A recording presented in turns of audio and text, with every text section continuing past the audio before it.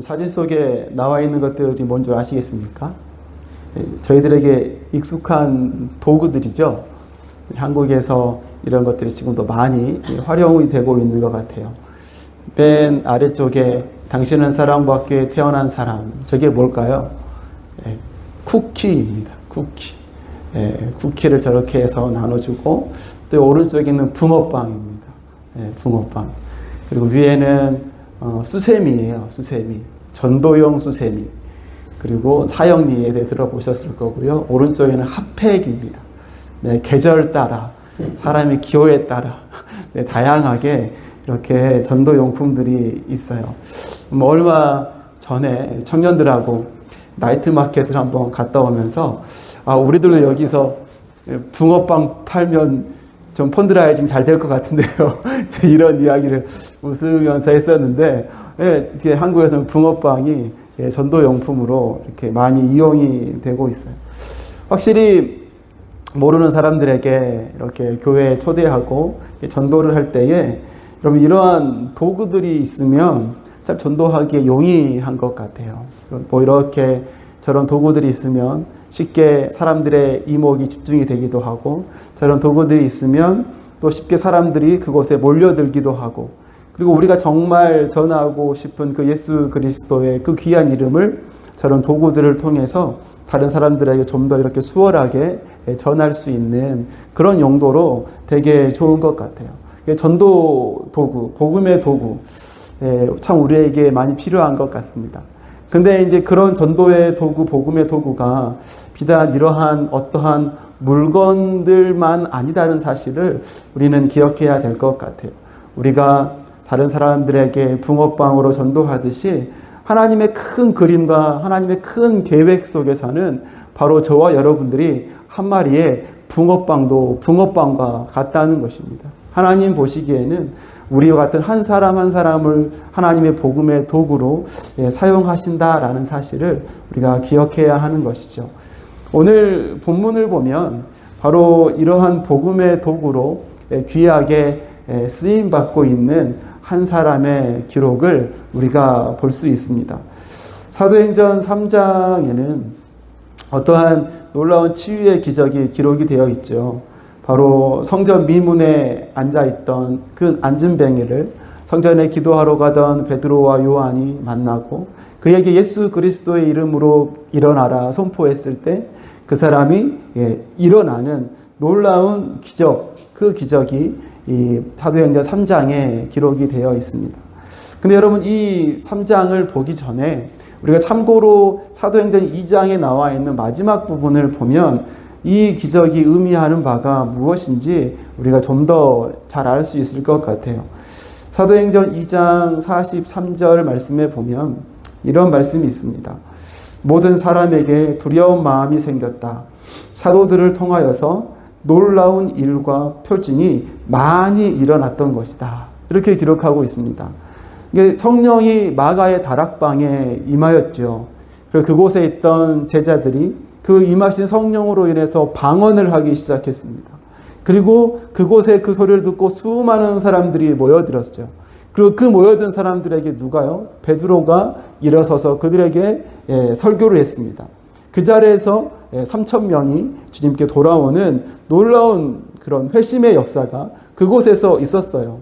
그리고 나서 그 일이 있은 이후 바로 어떤 일들을 사도들이 했다는 것을 이 2장 43절이 보여주고 있으니까 사도들이 수많은 기적들을 했다는 거예요. 수많은 표징들을 보이면서 기적과 이적들을 많이 행하였다는 것입니다.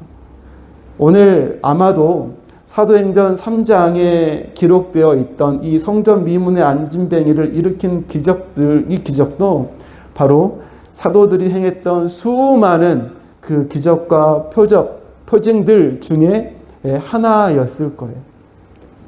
사랑하는 여러분, 그러면 왜 누가는 그 수많은 표징과 기적들 가운데 이 성전 미문에 앉은 안진뱅이가 일어나는 이 사건을 기록하고 있을까요? 이 선별된 기록이잖아요. 선별된 기적의 사건을 하나 딱 기록하고 있는 것입니다. 이것이 바로 목적이 있기 때문 아니겠습니까?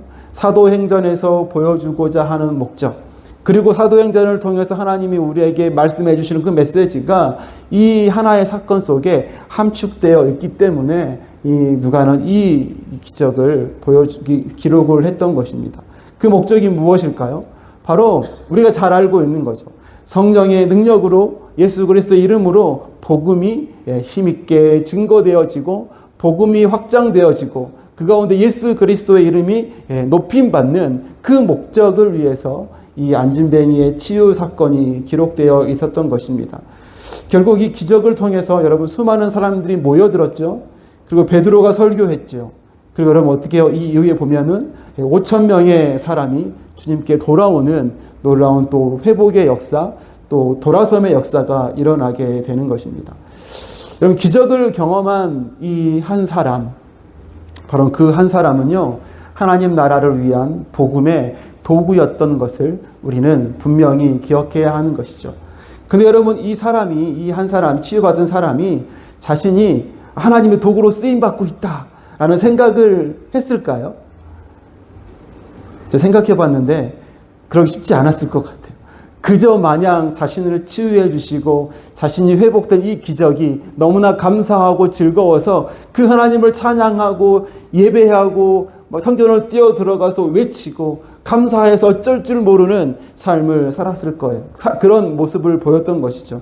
그러나 하나님의 입장에서는 바로 이 사람이 누리는 은혜가 단순히 그 사람의 문제를 해결해 주시는 것을 뛰어넘어서 복음의 확장이라는 하나님의 큰 계획 가운데 한 조각이었다는 것을 우리는 기억해야 하는 것이죠.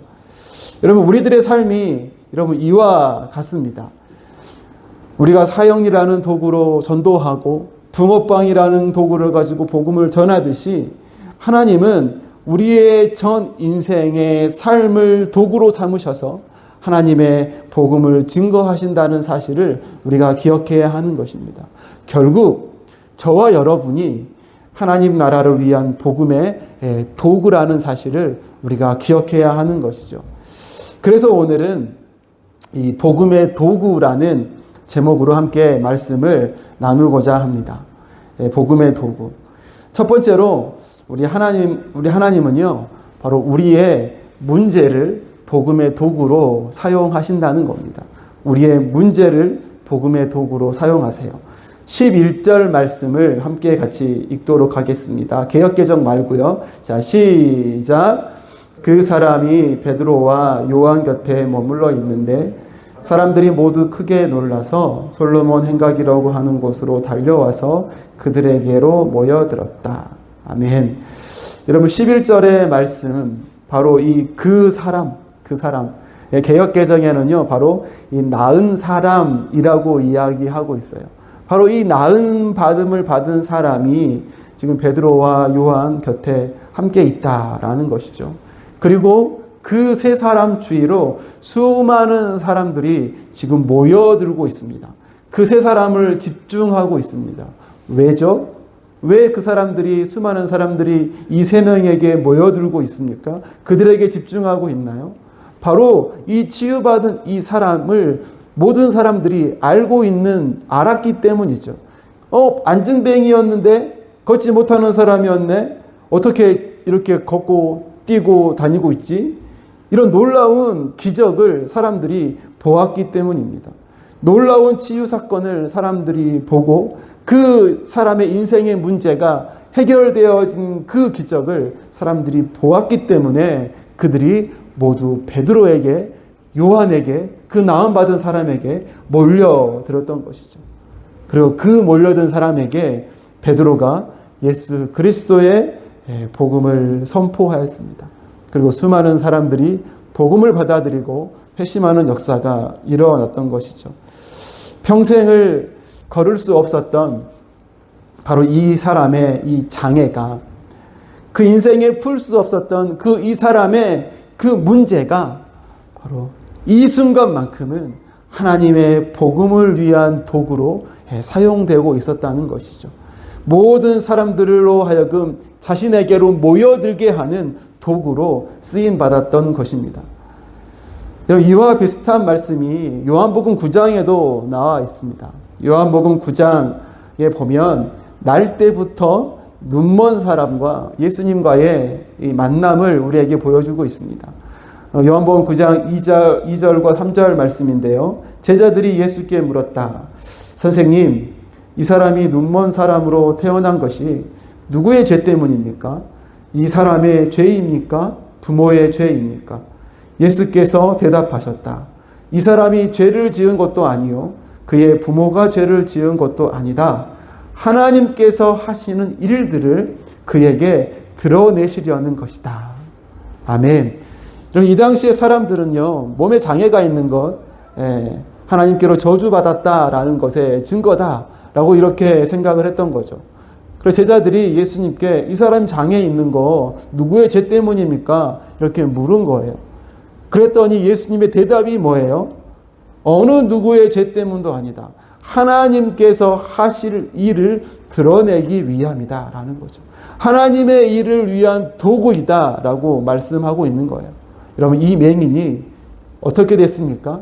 예수님께서 말씀하신 대로 실로암 못가에 가서 눈을 씻었더니 그 눈이 맑아지고 밝아져서 앞을 보고 돌아다니는 기적이 일어나게 됐던 거예요. 근데 하필 이때가 여러분 안식일이었어요. 안식일이었어요. 그래서 많은 사람들이 이 사람을 데리고 이 바리새인들 앞에서 예수라는 분이 안식일에 이 병을 고쳤습니다라고 예수님을 고발합니다. 그리고 예수님을 믿지 못했다는 것이죠. 그런데 그 자리에서 이 고침을 받은 맹인이 여러분 무엇이라고 이야기를 하죠? 요한복음 9장 32절과 33절입니다. 우리 한번 같이 읽겠습니다. 자, 시작.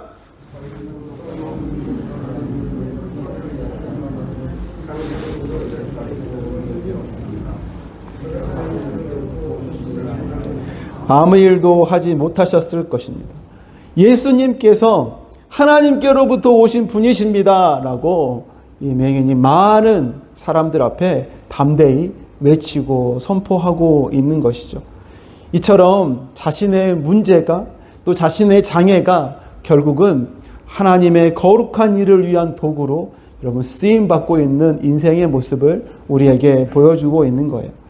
사랑하는 여러분, 지금도 하나님은 우리 인생의 문제와 또 고난과 또 어려움들을 그분의 손 안에서 다스리심으로 우리의 문제들이 바로 복음 증거의 도구가 되게 하신다는 사실을 우리가 기억해야 할 것입니다.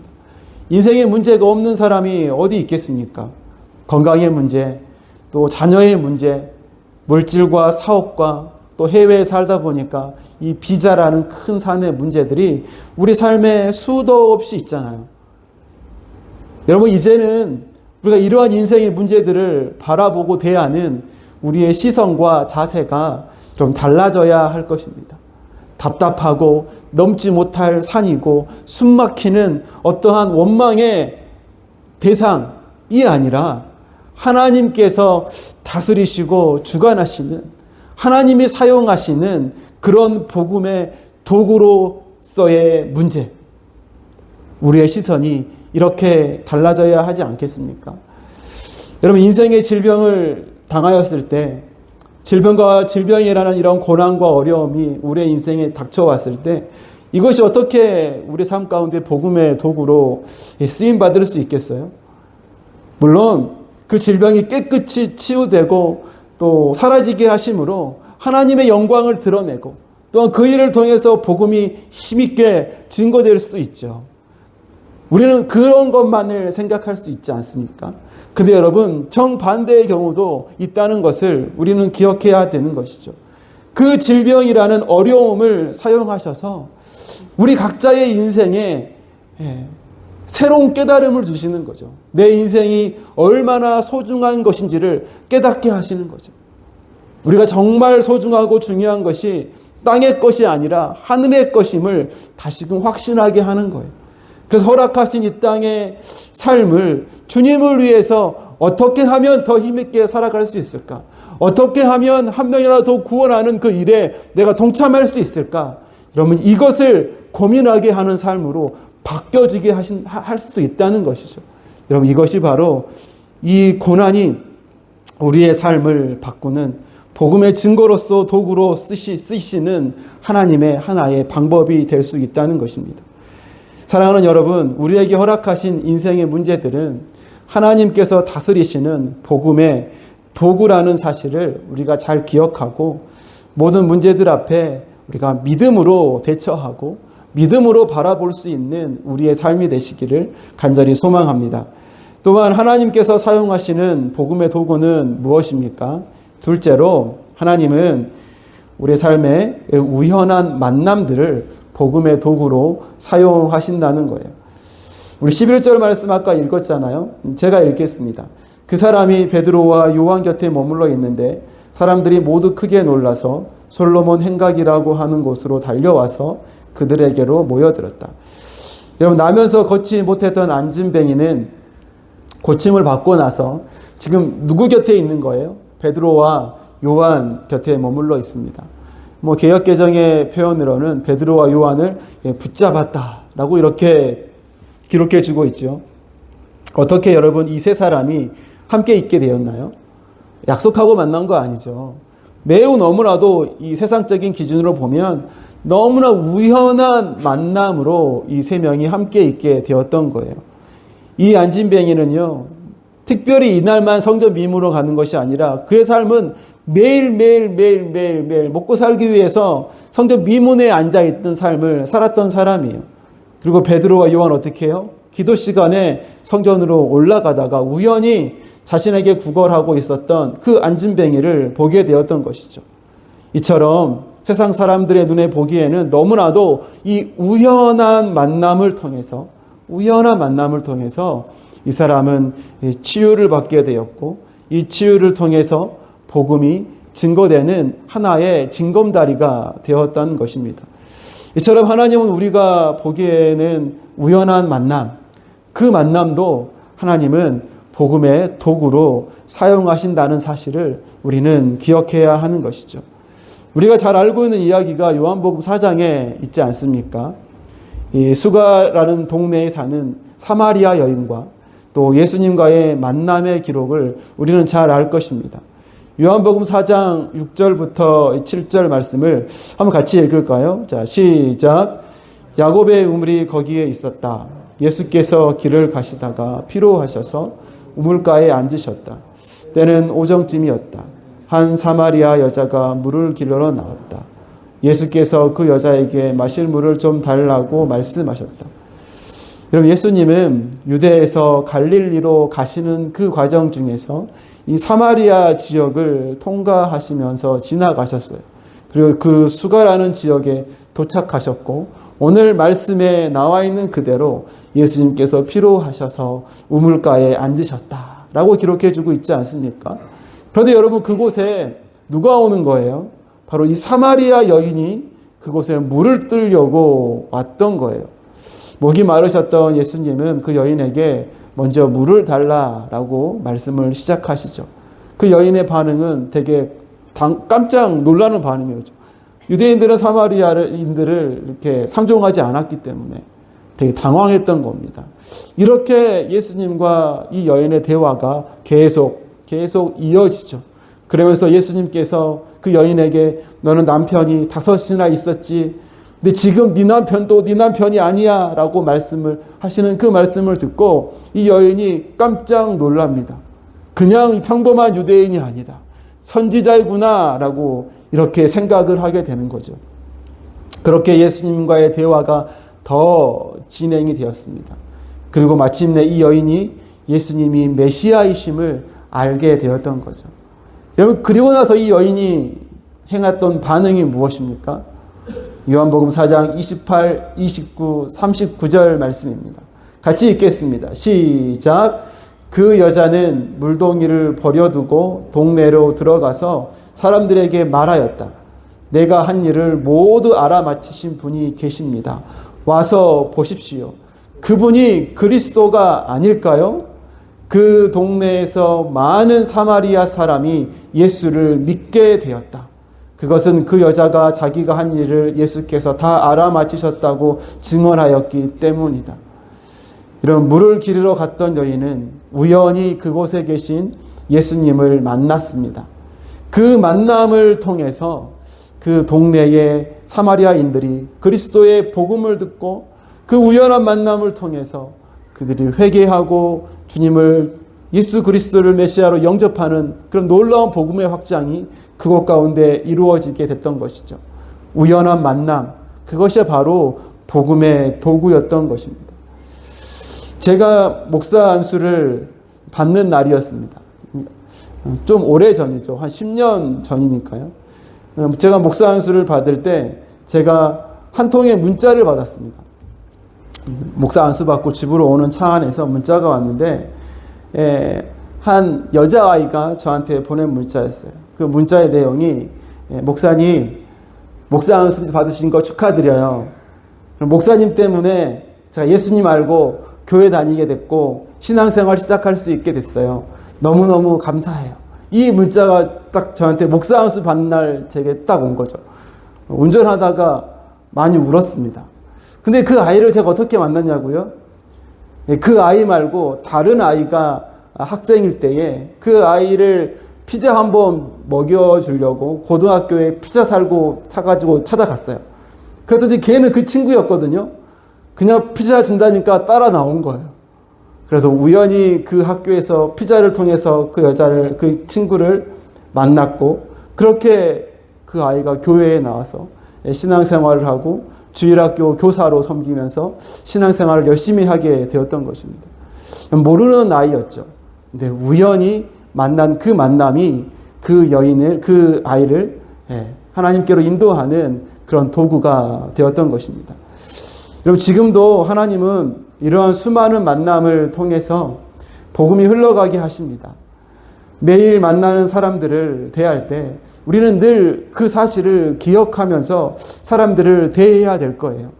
이 만남 속에서 하나님께서 함께 하시고, 이 만남이 그 사람과 나에게 귀한 복음의 도구로서 또 복음의 확장으로서의 하나님이 보이지 않는 일을 하고 계신다라는 사실을 우리가 기억하는 것입니다. 때론 항상 좋은 만남만 있는 건 아니잖아요. 마음을 어렵게 하는 만남도 있을 것이고요. 때론 좋지 않는 만남도 있을 거예요. 슬픈 만남도 있을 것이고 분쟁과 다툼이 있는 만남도 있을 거예요. 더 나아가서 친구와의 만남, 아니면 남편과 아내, 부부로서의 만남, 또 자녀와의 만남, 여러분 그 모든 만남들이 다 포함되어지는 것이죠. 이처럼 인생의 수많은 만남들 가운데, 우리가 예상하지 못했던 수많은 만남들 가운데 우리는 무엇을 기억하는 것입니까? 이 만남이 하나님의 복음의 도구일 수 있구나, 도구일 수 있다라는 사실을 기억하는 것입니다. 그럴 때 우리의 우연한 만남이 다른 사람을 복음의 길로 인도하는 만남이 되고, 또 어떤 우연한 만남이 내 자신을 더욱더 복음을 향해서 전력하게 하게 하는 그런 만남이 될 수 있게 된다는 것이죠. 사랑하는 여러분, 우리의 삶의 우연한 만남들은 하나님께서 사용하시는 복음의 도구이다 라는 사실을 기억하고, 모든 만남들 가운데 우리가 믿음으로 대하고 그것 가운데 가리워진 하나님의 그 선하신 손길을 보기 위해서 힘쓰는 우리 모두가 되기를 간절히 소망합니다. 마지막으로 여러분, 하나님께서 사용하시는 복음의 도구는 무엇인가? 셋째로는요, 하나님은 준비된 사람을 복음의 도구로 사용하신다는 거예요. 우리 12절 말씀을 같이 읽도록 하겠습니다. 시작. 베드로가 그 사람을 보고 그들에게 말하였다. 이스라엘 동포 여러분, 어찌하여 이 일을 이상하게 여깁니까? 또 어찌하여 여러분은 우리가 우리의 능력이나 경건으로 이 사람을 걷게 하기나 한 것처럼 우리를 바라봅니까? 여러분, 마지막으로 하나님은 준비된 사람을 복음의 도구로 사용하신다는 사실을 우리가 기억해야 할 것입니다. 오늘 본문 속 여러분, 안진뱅이의 치유 사건을 보고 수많은 사람들이 몰려들었습니다. 그리고 그 사람들은 누구에게 집중했나요? 예수 그리스도에게 집중하는 것이 아니었죠. 베드로와 요한에게 집중을 했습니다. 마치 베드로와 요한의 능력으로 인해서 이 사람이 치유됐다 라고 생각하는 것처럼 이 베드로와 요한에게 집중하고 있었던 것이죠. 그러자 베드로가 뭐라고 이야기하는 것입니까? 예, 베드로가 그 자리에서 일어나서 자신의 욕심, 자신의 유익을 챙기지 않고 그 안에 가득 담겨져 있던, 그 안에 가득 채워져 있던, 누가 툭 건들면 튀어나올 수 있는 그것 하나, 바로 예수 그리스도의 그 이름, 복음을 일어나서 외치고 있는 것입니다. 마치 수도꼭지에 물을 틀어서 물을 흘려보내듯이 자기 안에 가득 담겨져 있는 그 예수 그리스도의 복음을 그들 앞에서 흘려보내고 있는 것이죠. 오늘 본문이 쭉 길었지 않습니까? 길었는데 11절과 12절만 우리가 계속 보고 있잖아요. 12절부터 끝까지 베드로가 그에게 외치고 있는, 증거하는 예수 그리스도의 복음의 설교가 쭉 이어지고 있는 것입니다. 여러분, 베드로는 어떠한 사람이었습니까? 이처럼 복음으로 충만한 사람이었어요. 예수 그리스도의 이름으로 충만한 사람이었습니다. 누가 툭 건들면, 사람들이 모이기만 하면 이제는 예수 그리스도의 이름을 말하지 않고는 참을 수 없는 그런 복음으로 가득 찬 성령의 사람으로 준비되어 있었던 것입니다. 하나님 바로 이와 같은 베드로를 복음의 도구로 사용하셨던 것이죠. 이런 대우그룹을 만들었던 고 김우중 회장을 잘 아실 거라고 생각합니다. 그의 인생의 말년이 우리가 다 알고 있듯이 좋게 끝나지는 않았지 않습니까? 그런데 그 분의 30대의 삶을 우리가 생각해 볼 때 그래도 우리에게 좀 도전이 주는 부분이 있는 것 같습니다. 이 김우중 회장은요, 처음에 이 섬유회사 신입 사원으로 일을 시작했다고 합니다. 너무 일을 잘해가지고 회사에서 포상을 줬어요. 특별 포상 휴가를 줘가지고 동남아 여행을 보내준 겁니다. 근데 여러분, 이 김우중 회장의 늘 머리와 시각은요, 무엇을 팔아야 이익이 남을까? 무엇을 팔아야지 이익이 남을까? 온갖 그 생각으로만 가득 차 있던 사람이었어요. 이 동남아 사람들이 입고 다니는 그 메리아스라고 합니까? 이 메리아스를 딱 보니까 익숙한 거예요. 한국에도 있네, 여기도 있네. 그래서 값을 물어본 거죠. 그랬더니 이 메리아스 청 가격이 이 동남아시아가 한국보다 훨씬 비싼 거예요. 그러니까 이 되겠는데? 라는 생각을 하고 이 휴가를 간 그 휴가 기간에 그 동남아시아에 있는 사람들과 사업 계약을 맺고 휴가를 복귀한 거예요. 그리고 30살에 회사를 한국에서 차리게 되었습니다. 그렇게 대우그룹이 시작을 했다고 해요. 이 김우중 회장은요, 항상 머릿속에 무엇이 팔면 돈이 남을까, 이 생각으로 항상 머리에 차 있던 사람이었어요. 식당에 가면요, 다른 거 안 시켜요. 오직 비빔밥만 시켰답니다. 왜냐하면 빨리 먹을 수 있으니까. 비빔밥. 그러면 같이 갔던 사람들은 뭐 시켰을까요? 회장님이 비빔밥 시켰어요. 그럼 옆에 있던 사람이 탕수육, 짜장면 시킬 수 있겠습니까? 모두 비빔밥이죠. 항상 비빔밥. 항상 비빔밥. 근데 어느 날 아주 특이한 직원이 있었어요. 회장님이 비빔밥, 상무님이 비빔밥, 이사님이 비빔밥 했는데 신입사원이 저는 다른 거요 시킨 거예요. 눈치가 없는 거죠. 근데 김우중 회장이 그 직원에게 물었대요. 왜 당신은 그 음식을 시키나? 이제 그 직원의 답이 간단했어요. 맛있으니까요. 맛있으니까. 여기 맛있으니까. 김우중 회장이 뭘 했을까요? 맛있어? 그럼 팔아야지. 팔아야지. 이렇게 대꾸를 했다는 거죠. 여러분, 온갖 생각이 무엇을 팔아야 하냐, 무엇을 팔아야 하나, 시각과 생각과 모든 경험들이 그 하나로 찾던 사람이 바로 이 김우중 회장이었던 거예요. 사랑하는 여러분, 복음을 위해 준비된 사람, 복음의 도구인 그리스도인의 삶, 마치 이와 같아야 하지 않을까요? 오직 복음으로 충만하고 오직 복음으로 가득 채워진 사람, 그 사람이 여러분 하나님 나라를 위해서 준비된 사람이 아니겠습니까? 마치 이 군대에 가면 남자분들은 아시겠지만 관등성명이라고 하잖아요. 누가 탁 대기만 하면 이병 누구 뭐 이렇게 바로 자동적으로 나와야 되는 것처럼 누가 건드리기만 해도 오직 예수 그리스도의 복음이 흘러 넘치는, 오직 예수로 충만한 사람, 바로 이 사람이 준비된 하나님의 사람이요, 하나님은 그 사람을 복음의 도구로 지금도 쓰신다는 사실을 우리가 기억해야 할 것입니다. 여러분, 지난 9월 8일에 부산에서 어떠한 일이 있었는지 아십니까? 지난 9월 8일 부산 해운대에서 성령 대집회가 열렸습니다. 그래서 저기에 몇만 명이 모였냐면 여러분 10만 명이 넘는 사람들이 부산 해운대 모대 사장 위에 모였습니다. 저기에서 찬양하고 기도하고 예배했었어요. 지난 9월 8일요. 근데 여러분, 그분의 저 집회 강사 중 한 분으로 오신 분이 이 분당 우리 교회 이찬수 목사님께서 그곳에 강사로 오셨어요. 그래서 강사로 오신 이찬수 목사님께서 저기에서 무엇을 하셨냐면, 고 김준곤 목사님이 하셨던 백문일답이라는 것을 저기에서 모든 사람들을 대상으로 했던 거죠. 백문일답이 뭡니까? 우리 인생의 모든 100가지 문제, 수많은 문제에 오직 답은 한 가지다. 백문일답이다. 그 일답이 뭐예요? 예수 그리스도라는 거죠. 예수 그리스도. 질문이 이랬던 거예요. 우리의 삶의 이유가 무엇입니까? 예수 그리스도. 우리의 주인이 누구십니까? 예수 그리스도. 우리의 인생의 목표가 무엇입니까? 예수 그리스도. 우리를 죄사함을 허락하여 주시고 영원한 생명을 주시고 우리의 절망을 소망으로 바꿔주신 분이 누구십니까? 예수 그리스도. 불러도 지치지 않는 그 영광의 이름이 누구입니까? 예수 그리스도.